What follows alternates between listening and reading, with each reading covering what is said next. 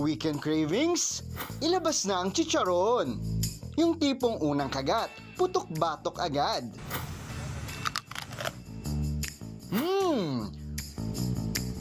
Pero teka, i-upsize natin ang minahal nating pampabata.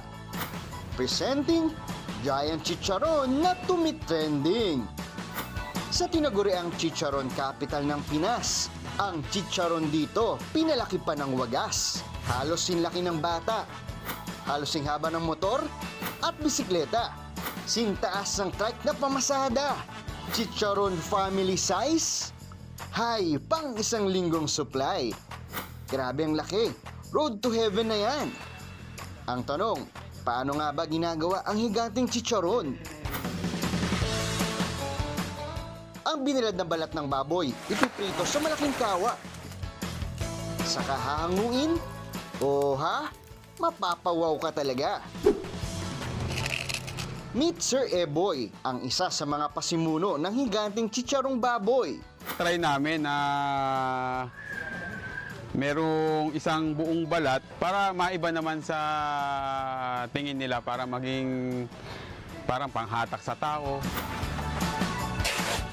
Mula Maynila, dumayo pa itong si Eddie para pick upin lang ang jumbo chicharon, ha? Para sa catering, sir. A for effort sa pagkarga ng chicharon sa motor niya.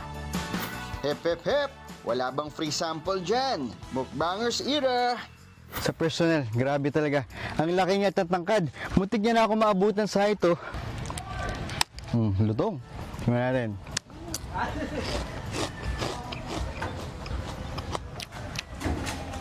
Malutong. Malasa, pwedeng pang pulutan. Pwedeng pang ulam, pwedeng pang sog. Pero mas masarap siya sa tingin ko kapag may suka. Masarap. Isa pa. One.